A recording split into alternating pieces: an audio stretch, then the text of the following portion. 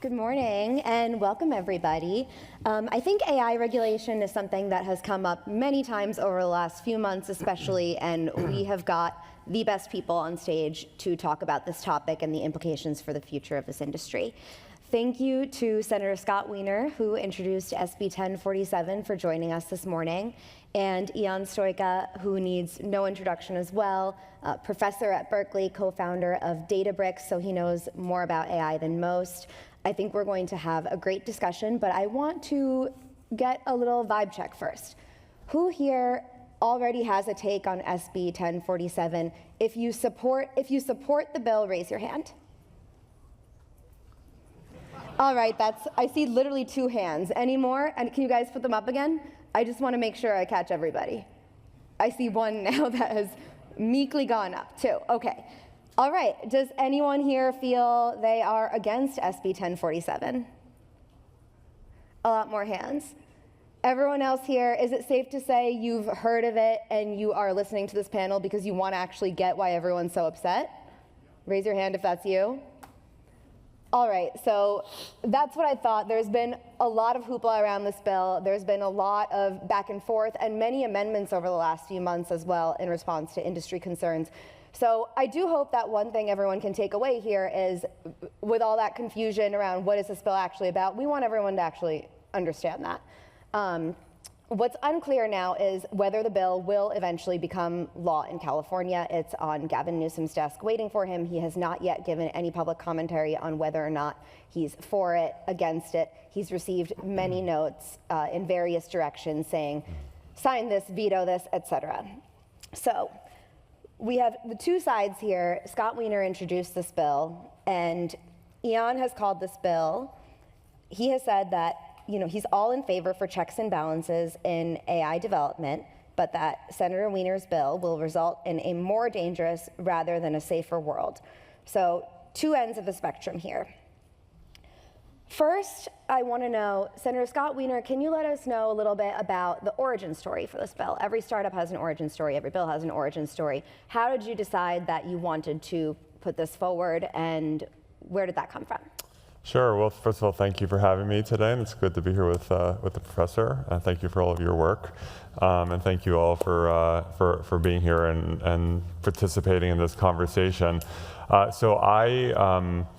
For those who don't know, I have the honor of representing San Francisco, the entire city, and part of San Mateo County in the state Senate, and it's just a deep honor to be representing the heartland of AI innovation, in addition to so much other creativity and just amazingness, if that's a word. I feel it's just very privileged to represent this amazing city. And so I am, and this was even before the recent boom in generative AI, surrounded by just an enormous number of truly brilliant folks in the tech world. People who work for large companies, people who are at startups, who are founders, who are in academia, just frontline tech workers. It was in early 2023, I think, a number of folks who work in AI started talking to me about what we all know to be the great promise of AI to make the world a better place, and I believe that is the case, but also about the need to really try to get out ahead of potential safety risks. And so we had a series of meetings, conversations, salons, dinners with folks in AI talking about these issues who had a spectrum of views. And ultimately, we came up with an outline of what became SB 1047, and we released that last September, so about a year ago, which is not a normal thing to do, to release the specific outline of a bill 6 months before you actually introduce it. And I did that, and we spread it around to try to get as much constructive feedback as possible. And we started to have meetings, and then ultimately in February of this year, we introduced the fully fleshed out version of the bill. And then it took another 3 months for there to be broad awareness about it. Sometimes you can beat the drum as much as you want, and people are going to pay attention when they're ready to pay attention. And then sometime in late April, there was intensive focus on the bill with tons of meetings for feedback and making many changes to the bill in response to that feedback. So that's sort of the trajectory of the bill. And who from the industry, if anyone, who from the industry was involved in that very first version 1 that got released? Because I think, at least from the public perception, from the start, this bill has drawn a lot of controversy. Yeah.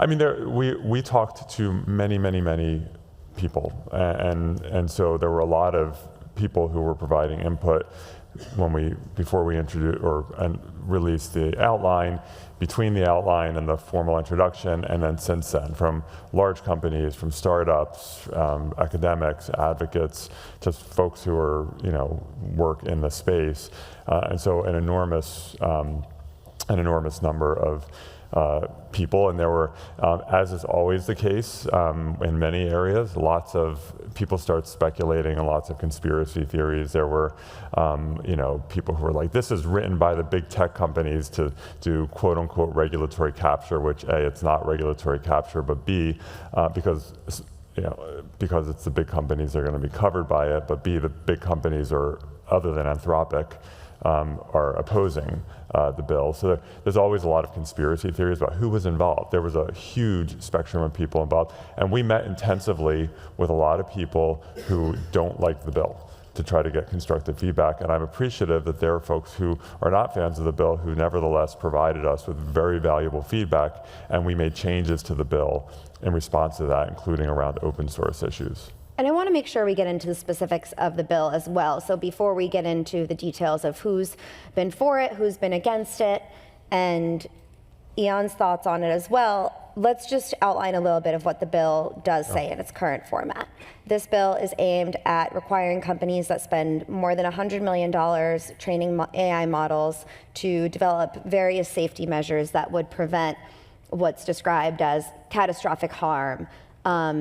What do you think are the other top 2 to 3 takeaways you want this audience to know about this bill? I appreciate that, and I just want to, and I'm not quibbling with the word prevent. So the heart of the bill is that if you are going to train and release a huge, incredibly powerful AI model, I mean, this is powerful technology that's going to have so many benefits, but as with any powerful technology, there are risks, and that's always the case. And the bill is not about eliminating risk, or the bill does not require AI developers to guarantee that their model is not going to cause harm.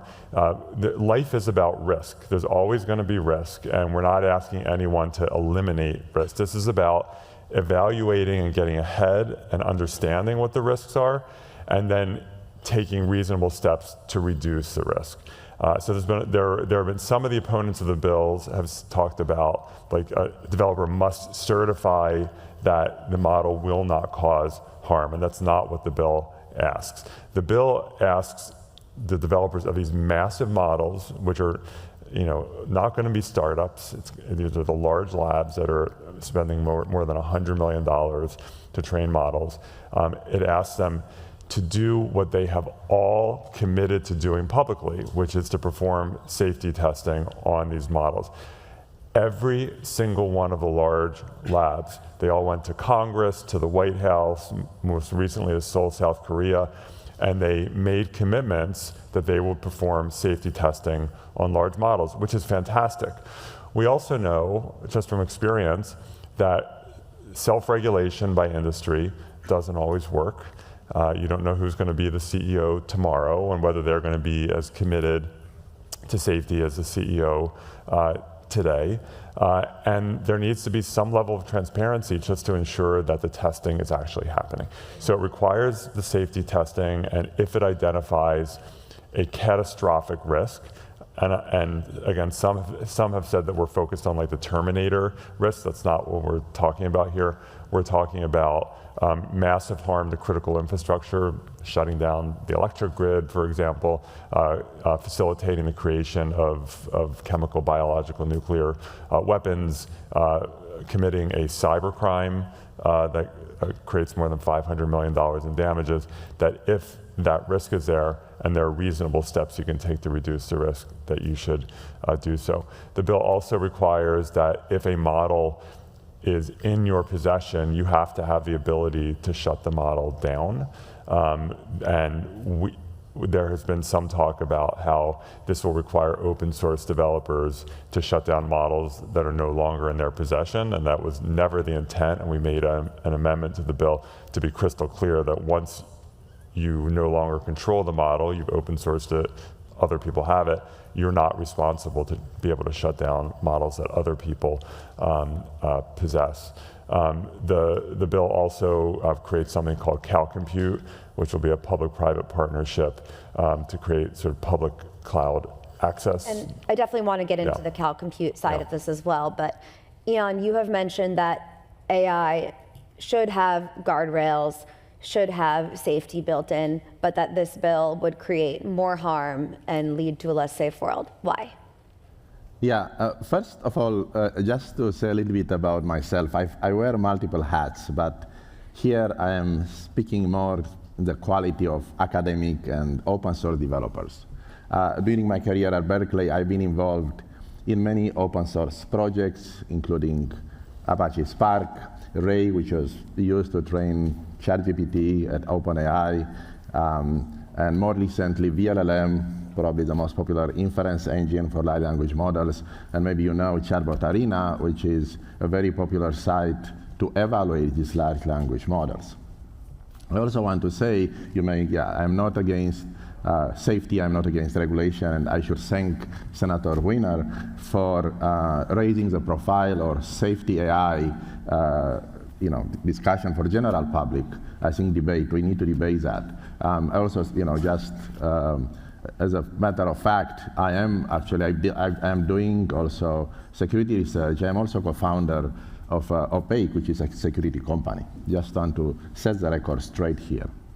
I think that, yes, in my mind, the bill, it's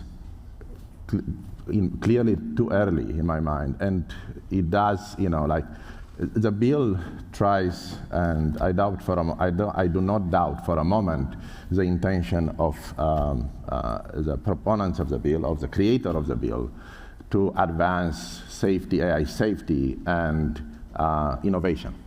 However, in my mind, I don't think that the bill, even after the changes, and really appreciate the changes over the past few months, is going to achieve that. On the contrary, is going to hurt the safety, is going to hurt the innovation.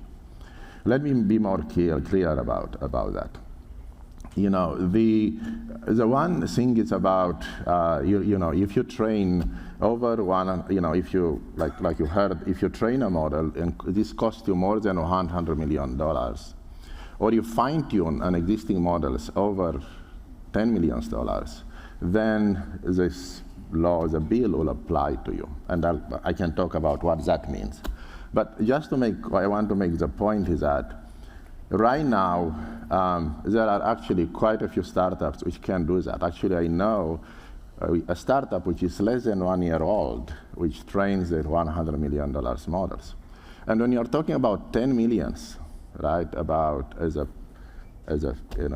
threshold for fine-tuning the model. So if I take a model and I fine-tune it and I spend 10 million to fine-tune it, then I'm going to be, so to speak, liable for the new model. It's accessible for many startups, even for well-funded research institutions, because this includes hardware donation and things like that. So that's like I want to make it clear. So there are two reasons I think this will not result in a safer world. One reason is that I do believe, because, and happy to talk more about that, there is a little bit of, a shadow of you are going to be liable as an open source developer if your model will be used in a bad way. I think that even that kind of doubt, it's reasonably care, and it's then if I am an open source developer, everything being equal, why should I develop this open source model in California? It's right. You know, everything being equal, right? So therefore, what has happened? You are going to probably in 1 or 2 years, if this bill is passed, when it comes to open source, we are going to use open source models developed outside of California, and if the bill is successful in enforcing all this, you know, for everyone who is doing the business in California and so forth, probably, you know, foreign models, right? Now, if you think about that, I don't think that that's kind of a safer word. The second point I want to make is more about its principle. So say you have to fine-tune a model, and you have $10 million, right?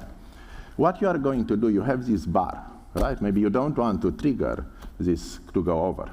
So you need to choose between building and a better model, which may do better in market, or a safer model, right? So having a threshold when you are asked to develop something safe, it's a little bit backwards, because if you look in every other industry, it costs more, not less, to develop safer artifacts. It costs more to develop safer cars. It costs more to develop safer airplanes. It costs more to develop secure, right? Secure software. So, you know, you shouldn't. So what in all these other industries that people do, they have the benchmarks, they have other kind of regulation which do not mandate any kind of cost limit, exactly because what I mentioned. They have tests, like crash tests and things like that. So there is another way to do it. So this, I'm stopping here, and obviously there are many other layers I'm going to be happy to go into. But that's kind of the reason why I believe that this may hurt actually AI safety instead of helping. So something that comes up a lot when I talk to people who work in this industry is obviously AI is moving at a very quick pace. This is partly why folks are trying to be based in San Francisco, where there's sort of an accumulation of knowledge in this space. Everyone says this industry is moving so quickly that in some ways it's difficult to predict where it's going to be in a couple of years. Now, that leads a lot of folks to believe that if you're setting this kind of regulation now, things may evolve much more quickly than a new government sort of sub-agency designed to regulate this might be able to deal with. Jack Clark from Anthropic, I was at a conference last week, he said on stage, why would you want a DMV of AI? No one has a good experience at the DMV. And how do you respond to that, Senator Wiener? Why do we want a DMV of AI? Yeah, well, I'm going to take major issue with characterization of this as DMV of AI. That is not true, because Jack Clark's characterization, not mine. So Jack Clark, who's a great guy who works for Anthropic, he works for Anthropic, and the CEO of Anthropic submitted a letter to the governor saying that SB-1047 on balance is good, that it's implementable, that's addressing very real risks, and that Congress is not going to act, so it's appropriate for California to act. That's what Anthropic has said. Although NIST did, in the days after the bill was passed, NIST did put out some agreements with OpenAI and Anthropic on safety. So there has been a little bit of federal movement just in the last 2 weeks. No, they've agreed, so Anthropic and OpenAI have agreed to provide the federal government as a matter of national security with access to their models. And that speaks volumes that you have two of the largest labs who have agreed that there are, for safety reasons, that the federal government should have much more intrusive access than what we're talking about here. And so that speaks volumes. But I also think it's interesting because the opposition to this bill is from people who are saying, regulate us, we want to be regulated, please regulate AI, but not like this. So I want us to also get to the heart of why is it not like this? Right. So, well, why has your bill, let's get to the heart of why has your bill in particular drawn all this malice from many parties? Yes, because industry does not like to be regulated, and so sometimes people are running around and say, sure, we love regulation, just not this regulation. And I can guarantee you that if we proposed 20 different versions of safety regulation, they would find reasons to dislike every single one of them. That is just the nature of industry, and that is why government sometimes has to step in. But I want to go back to this DMV thing, because it's actually a really important point. DMV means you are not allowed to drive a car unless you get a license from the DMV and permission. You have to take a test, apply, get a license, and if you don't have a license, it's illegal for you to drive.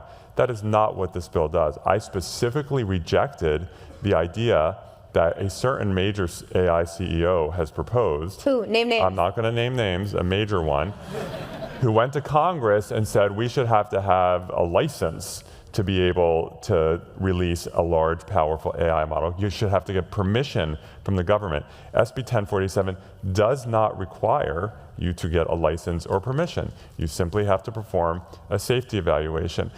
Yes, it is fast-moving technology, but the idea that we would say as a society, well, we're just going to throw our hands up because the technology is advancing, and so just throw our hands up, don't do anything.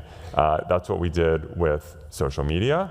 Look where that's gotten us. It's what we did with data privacy. Look where that's gotten us. And so how about for a change, we try to get ahead of it. And the way we constructed SB 1047, it is not micromanaging. It is very flexible in what the safety testing is. It refers to the standards issued, for example, by NIST, which will change over time. It refers to industry best practices. So the bill is not like this sclerotic thing set in stone. It is flexible and will evolve with the technology. I do also just want to mention, because the professor raised liability, and that's really why there is concern. The liability created in the bill is extremely narrow. Only the Attorney General can sue, only when there's been catastrophic harm, and only if you didn't perform the safety testing that you're supposed to perform. There's no private lawsuits. Compare that to the existing law today in California and probably in all 50 states. If you release an AI model today and it helps create some sort of big harm, someone uses it to do something terrible, you can get sued today under existing law. So what we're proposing is profoundly why this additional law then? If the current law can apply, why this additional law in the state? This law actually defines what your responsibility is. Existing law is going to be in flux for years, and people are going to get sued. Ultimately, they may win, they may lose, but in terms of the uncertainty and risk around liability, that exists globally today. And what we're doing is trying to define, this is what you should do, what we're asking you to do. And by the way, and thank you, Professor, for acknowledging that the bill does not apply, it's not triggered by creating your model in California. It's triggered by doing business in California. So this notion that people are just going to move and create their model in Miami, they're still going to be covered by the law unless they do no business in California. And that's why, again, Dario Amodei, the CEO of Anthropic, was very clear in calling out this whole argument, oh, everyone's going to leave California. He called that out as completely bogus. They said the same thing when we passed California's data privacy law in 2018. Everyone's going to leave. People didn't leave. And so it's really it's a red herring. So in reading the bill, the types of catastrophic harm described, over 500 million, right, in damage to critical infrastructure, severe harm to society. And then you get to sort of the punchline at the end, which is, if you are so negligent that you don't build safety into these things and they can be used for harm, the AG can sue. And I sort of wonder, is that enough? If catastrophic harm is caused to our society, is a lawsuit from the AG going to help us? Well, so there is a form of pre-harm enforcement, which we actually worked with folks on, that there are ways that the AG can get involved if there is something that is like barreling down towards us, and there are limited circumstances where the Attorney General can intervene ahead of time with an injunction. And then after the fact, it's damages. But ultimately, we don't want it to ever get to the point where there is enforcement. The goal here is to try to take reasonable steps, get ahead of these risks, and not have these catastrophic harms. So I want to make sure we have time for audience questions, because I know everyone here wants to learn more. We've only got a few minutes, and we will head to the mic over here.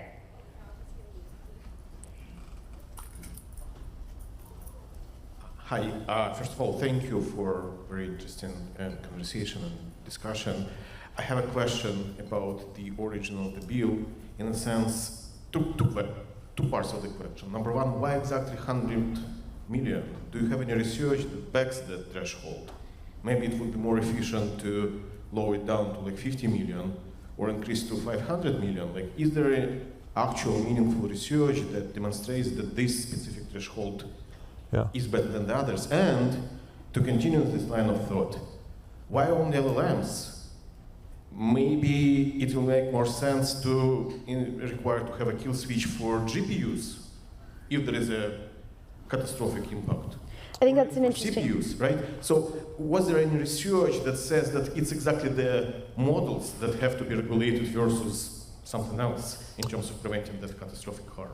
And just because we're short on time, I'm gonna quickly summarize and ask for rapid fire responses from both of you on how you feel about each of these questions. So number one, why this threshold, and how do you, of $100 million, and also looking forward as the industry changes, how do you know that that's the right one? And then Ion, I also want your response and take on, I presume you have issue with the threshold, right, from your previous comments. So rapid fire, so we can get through a couple questions. Yeah, so the bill started out by, to be a covered model, it had to be at least 10 to the 26 flop in terms of the size of the model. After enormous feedback from industry, we also added in the $100 million threshold, and the goal there was, this is about huge, just massive models, which frankly do not exist today, but will exist soon, and that was the goal there. Someone can argue it should have been 50 million, it should have been 500 million. You can always debate the threshold. We thought that that was a good faith approach to like really limiting it to the largest models. And the 100 million goes up by inflation, by the way, so it will continue to go up. And in terms of why I think he said why regulate it at the model, why address it at the model level, I think that's what the second question was. Their opposition who said don't regulate the model, only look at the application, regulate deepfakes, regulate algorithmic discrimination, regulate misinformation. And the answer is both.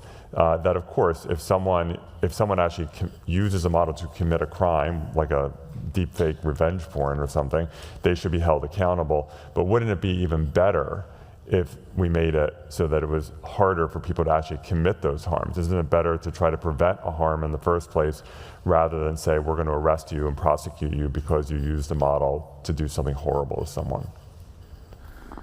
So like I mentioned, first of all, I do think that any kind of this threshold is a wrong way to achieve safety. It's not done in any industry, again. The second thing is about, it's 100 million is not, like I mentioned, it's not that high right now. The new version of the models we are going to be released very soon is going to be one order of magnitude or more higher is going to cost to train them. Okay, so and the other things, I do think that you do have the, correct me if I'm wrong, but there is a board of frontier models which can change these thresholds. No, not the 100 million. Right. 100 million can only go up, it can't go down. Okay. So, but it's again, I think that's number one. I don't see how this is going to achieve safety. I mean, you can develop your model, right?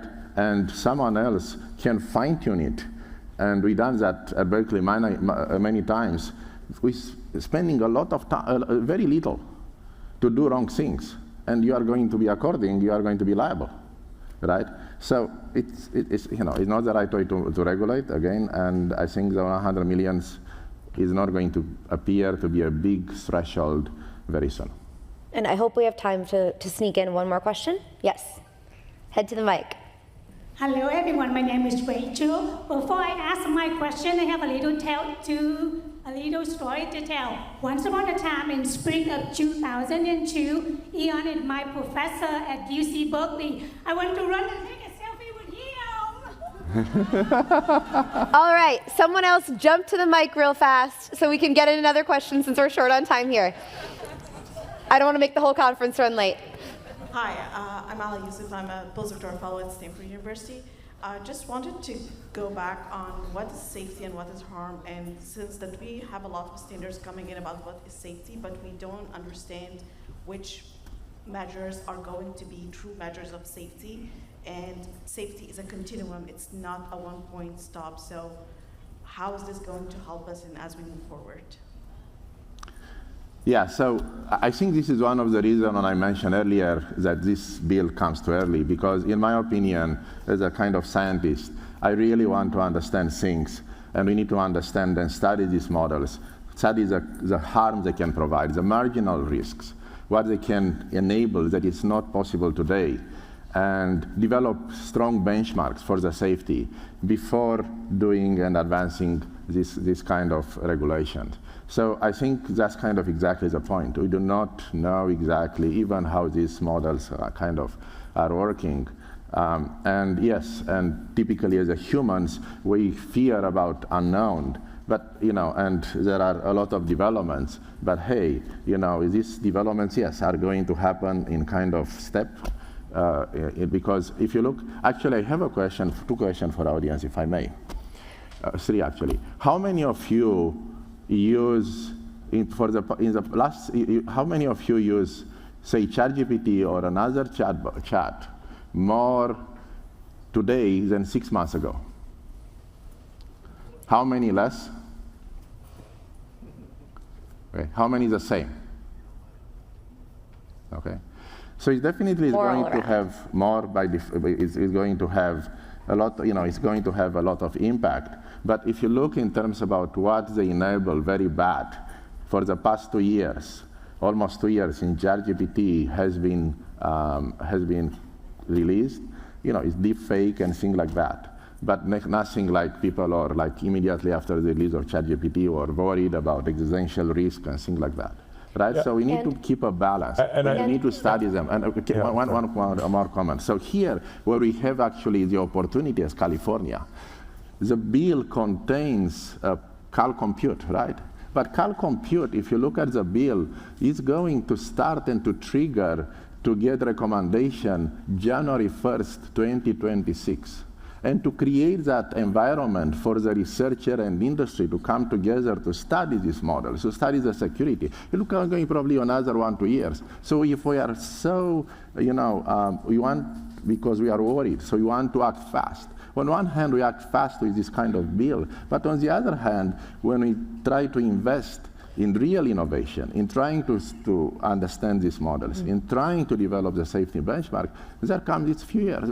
Yeah. So, I don't want to, clearly we could talk about this all day long and all the details all day long, but we are a couple minutes over, so Senator Wiener, final thoughts, super quick. I do just want to say there's been sometimes opponents of the bill will say that this, we don't really know how to do this testing, the testing is not real, and in addition to the fact that, again, every major AI lab, all of them have committed to doing this testing, I also just want to note that some of the leading minds in AI, like Yoshua Bengio and Jeff Hinton and Stuart, who was at Google, and Stuart Russell at UC Berkeley, and Lawrence Lessig, and we just had a letter submitted a couple days ago by about 120 AI technologists, including quite a few of them who were working at large companies that oppose the bill. So, and I say this just that there are definitely different opinions within the AI world.